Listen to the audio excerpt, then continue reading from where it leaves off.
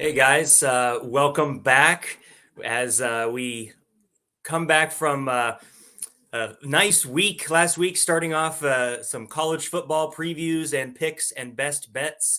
We got the band back together last week. Jesse and I putting out some college football winners.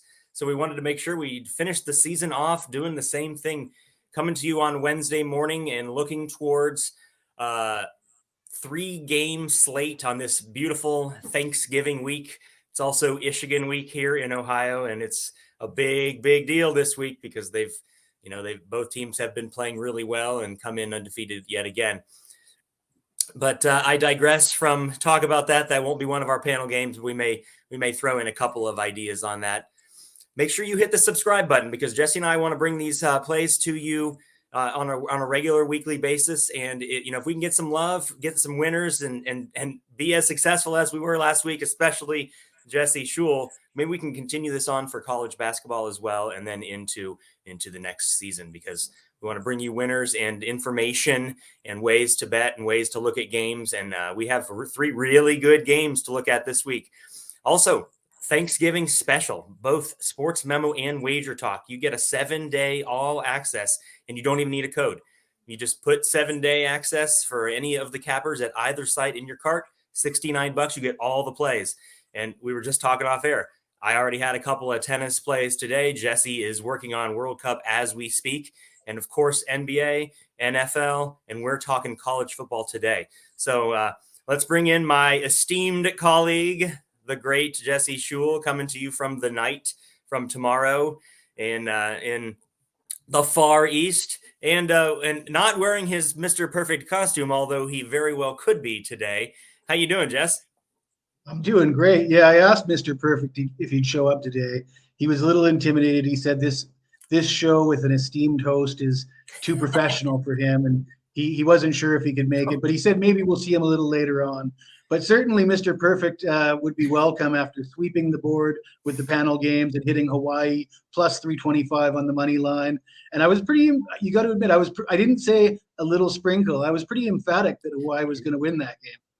You did. I even just prefaced on the show just for trolls, thinking, don't come down hard on this guy if they lose on a late, but you didn't say. You said a shower. You didn't say a sprinkle. You said just take the Warriors. And yes, it's the late night. It's a get back game, and you were dead right. But I mean, let's recap real fast. You right off the bat, you said just take Tulane. The line's short, and of course, I said the line was short, and that scared me. And then you said, take the under in the Navy UCF game. It's going to be a slog. Navy shut that down and won outright. And I mentioned on the show there was a 107-1 trend. It's now 107-2 because Navy won that game straight up.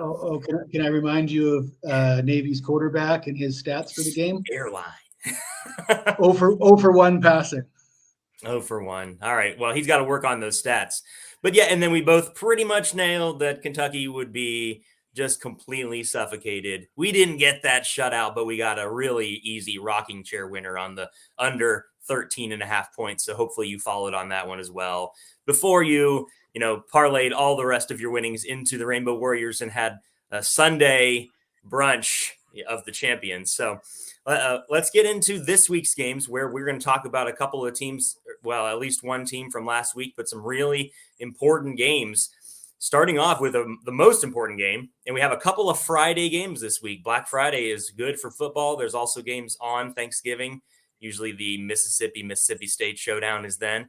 But about noon on Friday, we have AAC basically, fight for your life here as the Green Wave did get past SMU 59-24. I shouldn't say get past.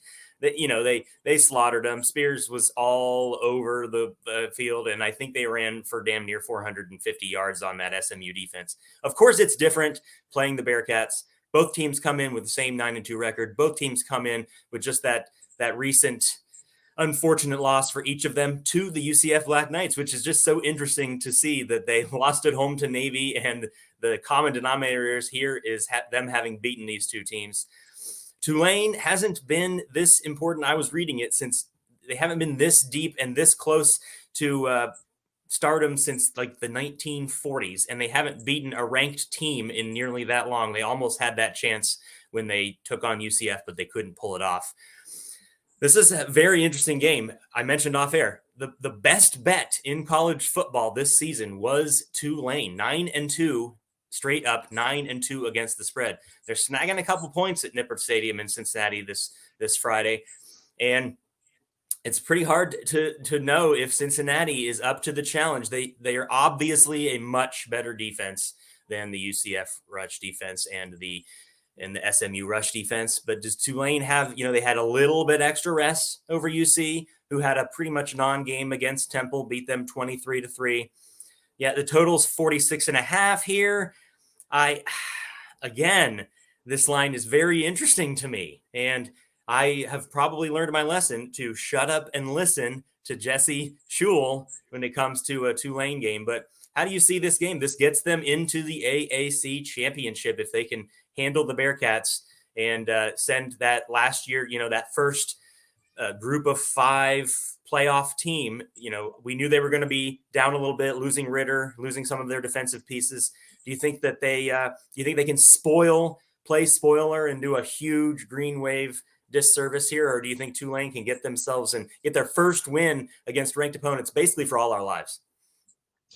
Well, I'll tell you what I think, Chuck. I think that if you thought last week's line stunk, this line stinks even more. Yeah. You have the defending conference champions coming in with a 9-2 record. Both teams are 9-2. But, that -2, it's like we don't believe that Cincinnati is the better team here. And that comes for good reason. Their quarterback, Ben Bryant, got knocked out in the win over Temple. By the way, that win over Temple was a little fraudulent. Temple turned the ball over 4 times in that game. It should have been a lot closer than it was. So Ben Bryant is questionable. He hasn't been great for the Bearcats anyways. Their offensive line has not been great either. Bryant was sacked last week, and his backup was sacked 4 times, a total of 5 sacks they gave up. Now they're facing a Tulane defense that ranks first in the American. And I think Tulane's got the superior quarterback in Michael Pratt. I think this game's probably going to come down to who makes the least mistakes. And both teams are well coached. Perhaps Tulane has a more experienced quarterback, and that will benefit them. And Tulane definitely has the better defense, and they also have the better running game to lean on. If it wasn't for Temple, the only team that ran for fewer yards in the American is Temple than Cincinnati, who averages just 128 yards per game. That's compared to Tulane, 190 rushing yards per game. The running game travels. It's dependable. With the quarterback issues for Cincinnati, there's no way I'm stepping in front of Tulane here. They're the hot team. I'm going to roll with them, and hopefully same result as last week. Yeah, and part of exactly, and you pretty much nailed exactly what I would assume anybody paying attention, is looking at here. And you said this line stinks. It stinks awful. Week old fish here. We got this is just a spot where I suppose the books are hoping. They're like, oh, this is that Cincinnati team. They were in the playoff last year, and this is Tulane. What's this? The 9-2. The other shoe's about to drop, and you get that -2. It's not a 100% fade the bag, but man, they are begging you to put some money on those Bearcats. And Jesse and I will not be doing that. I think this is the time Tulane finally gets it, and especially I think they had experience. They know they didn't get that win. It's being pounded into their brains that nobody that's played for their team can beat a ranked team, and so this is a chance, and I think they can get that done, and I kind of hope they do. So hopefully we continue that role, and they're not going to need 59 points to beat Cincinnati. So hopefully they can show up and see what they can do in the AAC and get themselves like a New Year's 6 bowl possibility would be unbelievable. So now we're moving into a couple of what Thanksgiving week really brings us, which is rivalry stuff. And, I already mentioned it's Ohio State, Michigan this week. You got Auburn, Alabama. You got all the Civil War type spots up there, Washington State. First, we're going to focus over here in the ACC, because who doesn't love the ACC football, where we've got North Carolina State and the North Carolina Tar Heels facing off. We've got Tar Heels favored by just under a touchdown, about 56 total. This is a game that follows the Tulane Cincinnati game on Friday, Black Friday. So still in that turkey haze, that all day, football, family fest, decompress, watch a bunch of good football on Friday. North Carolina State, they need something good to happen this season at the end, don't they? This has not gone. I was pretty big on North Carolina State early in the season, and it did work. We backed off a little bit, and rightfully so. Mac Brown seems to pull rabbits out of hats. I don't really know where to go with the spread on this one, but I can tell you this much, that I don't find much to be. I want to hear what Jesse says, but I don't find much to be impressive at all with these defenses. I think that he will give us some of the exact numbers. But to the spread line, I like and would definitely lean towards the over before I hear what Jesse has to say. But as we said, Tulane, best bet in sport, in college football this season, 9-2 against the spread. NC State just happens to be only better than two teams against the spread at 3-8 against the spread, which we kind of mentioned. They've really hemorrhaged out the second half of this season. I hope that it doesn't lead to like a Doran hot seat, because I really liked what he's done there. But he just, you got to have the players thing. You got to have the health. And this could really help to save his job. So I want to see what Jesse thinks, if he has a line on what to do. I'm going to talk about another game in this state in a little bit, but this is a tough one, I think. I think the first game, even though the line stunk, was a little easier to analyze. Here, because the game means so much, maybe the Wolfpack can get up off the dirt. That's obviously going to be hard for the public to look at this team and want to put any money on them, which makes me wonder why maybe the Tar Heels aren't 9.5-point favorites here. So, Jesse, what do you think? Do you have any strong opinions on what we're going to see in this rivalry game? Almost, other than the Thursday, this is the first one of the weekend. Well, just a disclaimer, Chuck. We did not discuss this game before the show, so I had no idea what you were going to say. But my take on it is, disappointing season for NC State. The Leary injury really hurt when your starting quarterback went down. And in the first couple games immediately after the injury, their offense was just putrid. They couldn't do anything. It's been a little spotty the last few games, but the replacement quarterback, MJ Morris, his last three starts, 610 yards, 7 touchdowns, 1 interception. That's not too bad. I mean, we're sort of trending, even though his last game wasn't that great. We're sort of trending in the right direction. And if there's a team that you can face to allow you to get some confidence, it might be this UNC team and their leaky defense. They've been giving up points in bunches all year long. They allowed 30-plus points to App State, Duke, Notre Dame, and Wake Forest. They're already locked into the ACC championship game against Clemson, so this looks like a really flat spot for them. I don't see why they get up for this game as much as NC State. It seems like a game that would mean more to NC State. You got freshman quarterback Drake May, who's thrown for 3,614 yards, 34 touchdowns, 4 interceptions. It could be an opportunity for him to pad his stats. I think the offenses might be gunning a little harder than the defenses here. The total of 56 looks a little low to me, so my lean is on the over. Well, good. I'm glad we're in agreement on that, because you mentioned it. This is the team to help you just get a little let out at the end of the year. And what I have already put in and am looking at on this game specifically, which is like a premium play for my clients, and it has been multiple times with varying success, but I really like the spot here because I think it's undervalued with the backup quarterback and the UNC defense. There's a lot of outs and you want to find your best line, but NC State's team total right now is listed at about 25.5, and it's not juiced. And I love that over there.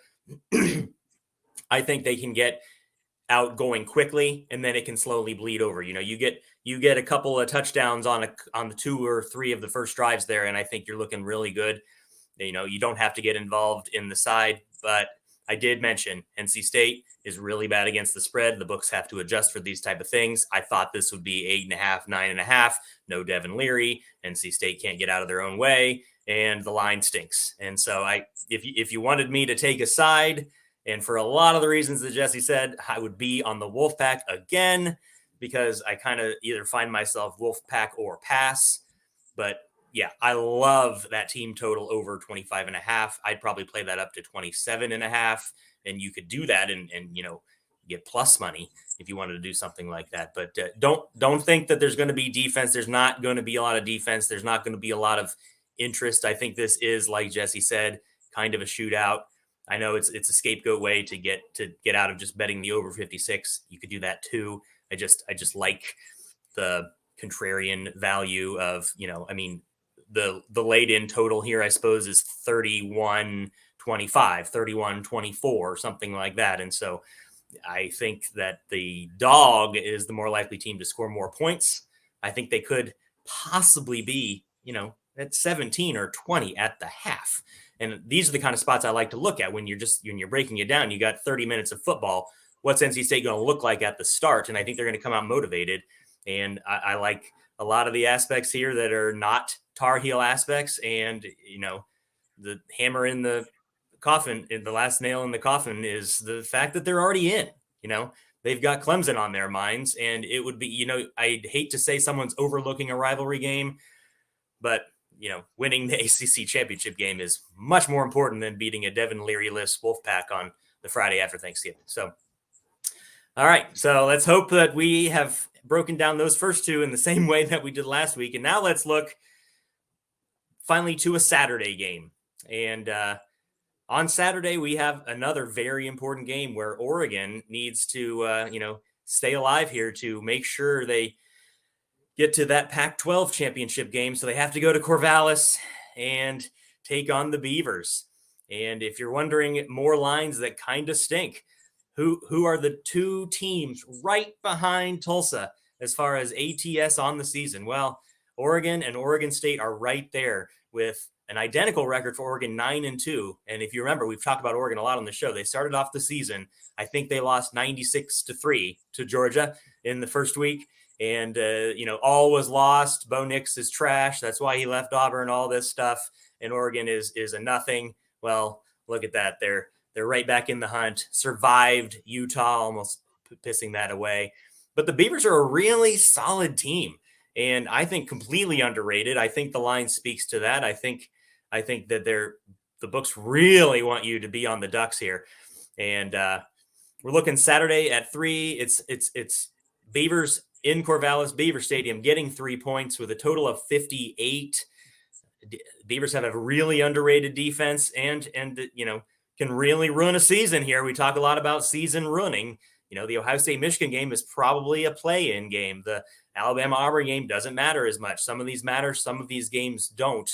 We have USC and Notre Dame that will happen a little bit after this one, which is important too. But USC has already done what they needed to do since they just have Notre Dame. So what do you think Oregon can do as they head over to Corvallis this weekend, Jesse, and try to finish this season off right and also get their 10th against the spread win on the season? Against all odds here, new coach, new quarterback, terrible start to the season, and then reeling off just a very impressive work. No matter what happens this Saturday, I think this has been a really good season for the Ducks. But how do you think it finishes here?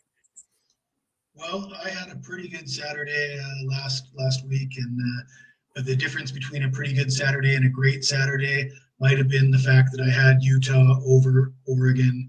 Yeah. And, I feel like I had the right side in that game. It just didn't work out for whatever reason. Utah couldn't get it done. Cam Rising had a terrible game, but Bo Nix was playing on one leg, which is the reason why I had Utah, and he did not look good. I mean, it wasn't the offense that won them the game last week.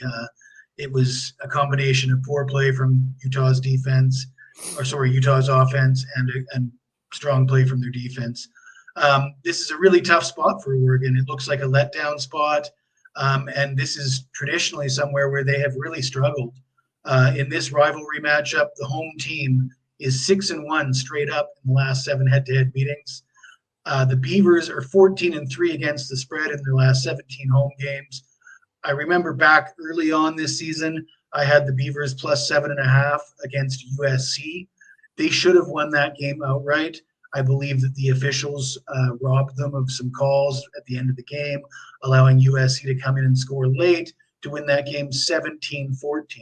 So this Beavers defense held the mighty USC Trojans offense to a season low 17 points. Caleb Williams threw for 180 yards on 16 of 36 passing, with the late touchdown to come from behind and win the game.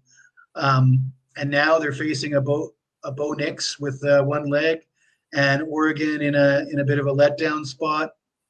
Definitely taking the points here. I like this game more than I like the previous two panel games. Wouldn't hesitate to sprinkle a little on the money line as well. Yeah. Okay. So you got there where I was hoping you would end up getting there, but yeah, I like Beavers to win the game. Their defense is phenomenal. You mentioned it in the USC game. It's not an aberration. They're just better. And if Oregon came in here healthy, it does make you wonder all the way healthy, Bo Nix is going to play, but if Oregon came in here all the way healthy, it does make you wonder where they would be. But yeah, Oregon State's defensive efficiency is top 30. I measure all these things on, like I talk all the time, the elite, the good, and the average. And Oregon State teeters in between good and elite, and especially on the defensive side of the ball. Home game is going to be insane. They're going to be ready to tear down the goalposts. And I would absolutely take that 3. They're wanting you real bad to take the bigger name, the Oregon. Oregon State's always been a little brother in this matchup, at least for a long period of time. Back to Bellotti and Chip Kelly and since then. And, I don't want anything to do with that. And like you said, I could see this just being a wire-to-wire defensive suffocation, which Oregon can't do on defense. And so I like the Beavers to be able to, get enough offense in here that this ends up being a little bit of a non-game, which I suppose would be a bummer. But in a rivalry game, you'll always have a little bit of ups and downs. But I think the Beavers have the defense that can shut this down and use what they've done all season. This is an 8-3 Beavers team that also went 8-3 against the spread. And, you don't need a whole lot more than the fact that the home team wins. This isn't one of these, it doesn't really matter where Bama goes, they beat Auburn type thing. It's the home team wins this game, and that's 6 out of the last 7 times. And so I really like that a lot. So those were the 3 panel games we're discussing. Obviously, check us out. We have more plays. Jesse right now, I'm sure, is releasing some World Cup action, and he hasn't lost yet. There's tennis all day, and there he is. The quick change artist is here with the Mr. Perfect has arrived. Kurt Hennig is on the show. I'd like to welcome you back. Thank you for going perfect and donning the outfit for the show. I want to hear what else do you have today? Do you have NBA ready? Do you have some Thanksgiving football? If you're still in the Circa contest in the Survivor, you have to have a play. So I'm interested in hearing what else you have. 3 really good NFL games actually on Thursday. You don't always get that noon window with the Lions. Sorry, Chris, doesn't always bring you a good game, but you got the Bills needing to win everything. So what you got, Jesse? I got the college game, the Egg Bowl, and I do have the late game posted, the late NFL on Thanksgiving, as well as half a dozen World Cup games stretching between now and Saturday. Excellent. And stick with them. I think you said you as of right now, Aaron, you haven't lost yet, right? 3-0 start to the World Cup, and I've got a pretty good history in the World Cup. Cutter does you well in that little tiny somehow hosting the World Cup country here, right? So now we're going to go to Best Bets, which is where Jesse made his week last week. And I will start it off and hope to follow in his footsteps with that Hawaii big outright win, double-digit dogs. And I'm looking at a really contrarian spot here. The James Madison Dukes are at home, and they're hosting the Chanticleers of Coastal Carolina, the darling of years past, trying to get to a New Year's Six bowl. And we discussed, unfortunately, Grayson McCall went down. He's out for the season. They held off with Guest and Carpenter. Jesse brought this up. He's dead right. Jamie Chadwell is the coach of this team. He's phenomenal. The guy is probably not long for Coastal, unfortunately, for their fans and players, and rightfully so for him. Still pulled off that win against Southern Miss. Guest did not look good. No touchdowns, 2 interceptions. Carpenter's in there just, ad lib. It's probably going to be Guest. But there's a couple of things to take account here for. We talk a lot in the NBA about injury replacement theory. And, that's more one of those 5:30 p.m., someone gets ruled out. Chris Paul, Devin Booker gets ruled out, and all of a sudden the Suns line is bleeding out, and you still take the Suns. Well, I probably made this home field advantage. James Madison is a great addition to FBS. I'm ecstatic that they're in the FBS. They almost couldn't have had a better first season coming over. And they probably should be favored here in the situation with Grayson McCall down. The Chanticleers are, unfortunately, they're, as far as when I talk about these schedules, by most metrics, the Chanticleers have played the easiest schedule. And it didn't help that for the worst reason ever, they have had an extra week to prepare for James Madison. Still coming to Virginia. They didn't have a game last week. Insanely terrible things happening in Charlottesville. And, this is not the forum, but our hearts go out to everybody going there. I can't imagine anyone thinking football at this time. Don't think football, focus on next season and focus on healing.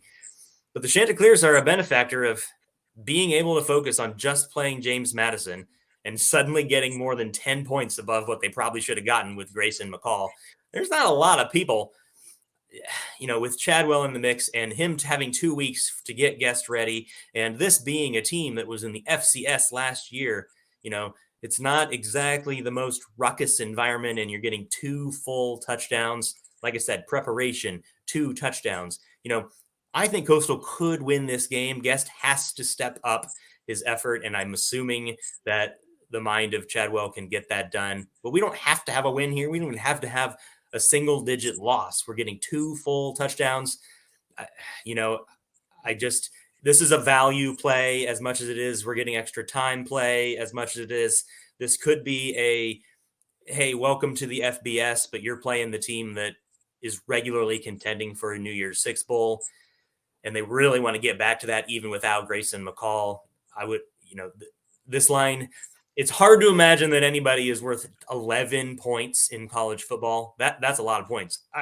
I don't know if anybody other than Grayson McCall might be worth these 11 points. And I'm assuming there's going to be a lot of people that are thinking, what the hell's wrong with this line, if they've been paying attention at all. But I would take these points and run with it. I don't know if I should fully endorse a money line sprinkle, maybe what's a little bit less than a sprinkle, or just throw something onto one of those crazy 90-1 parlays to have them win. But I think it's an awful lot of points considering the preparation factor. James Madison, is going to feel the nerves in this spot. This is the team, they came to this conference, and this is the team that leads this league year in, year out, Grayson McCall or not. And I think, even with that schedule, I think preparation is the key here, and I like these 14 points. So now, without further ado, what you've really been waiting for 28 minutes in is to hear how Jesse's going to follow up that Rainbow Warrior just absolute slaughter. UNLV looked like everything he said they would, and Hawaii looked just like, I think it ended up being, you covered by 16 points or so. So pretty simple win there, and hopefully you bet on the money line just what you would normally bet on the spread, because that's what Mr. Perfect told you to do. So where does he go this week? In rivalry week, Thanksgiving week? Let's hear where Jesse thinks he's going to find the value on this slate. Well, after last week's best bet on the Rainbow Warriors as outright underdog winners, we know there'd be an uproar if I didn't pick another double-digit dog that I thought could win outright. I got Florida and Florida State. The line is 9.5, so that's not quite double digits, but it might get there. I don't like this game quite as much as I liked Hawaii, but the thing is, I have a tough time believing Florida State is 9.5 points better than Florida in a rivalry game at the end of the year. One of the things I look at here is strength of schedule. You got Florida with the 18th toughest schedule in college football, as opposed to Florida State with the 50th toughest schedule. And that makes a big difference. And when you look at the teams they've played, FSU has 0 wins against top 25 teams. Florida started their season by upsetting Utah. They played 1-score games against LSU and Tennessee, and 2 of their losses come against Alabama and Georgia. And so you got an 8-3 Florida State team and a 6-5 Florida team. Well, if you just chuck Bama and Georgia on Florida State's schedule, what do you think is going to happen? I think these teams are a lot closer.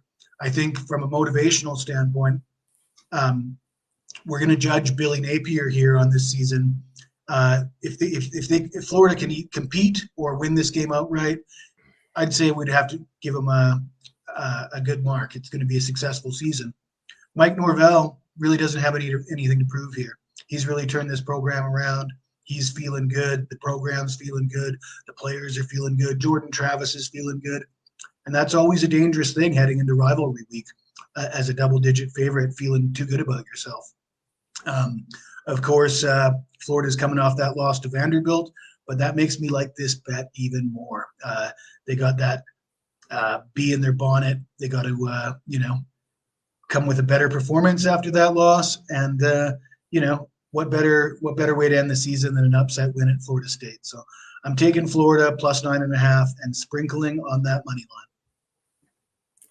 Yeah, I like it. That Vanderbilt, that is exactly the kind of spot I expect Jesse to go after. Vanderbilt is, you probably could have just come on here, honestly, and you're too analytical and too astute to do that. But you could have come on here and said Vanderbilt and been like, I'm taking the money line on Florida.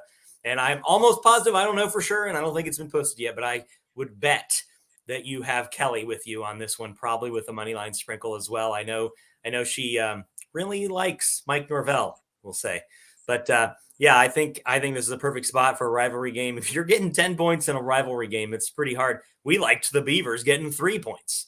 And so that wraps up another week of the college football breakdown. I hope that we have done as well as we did last week, and hopefully we come out firing. He threw it. I would like to also say before we leave that I don't know if I just talk longer than I think I do, or if you're the quickest changed artist in the world. Are you like one of those quick change people? Chris just full screens it and comes back to the screen, back. Could you be back into the other clothes if he did that as fast? Well, it's because of my physical fitness. I'm quite agile. That's what it is. Yeah, you just jump up and it's in there. I got you. All right.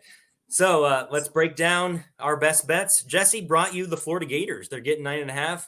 He didn't recommend buying that hook. You can always buy that hook. It's never a bad idea to get that 10. Sprinkle the money line.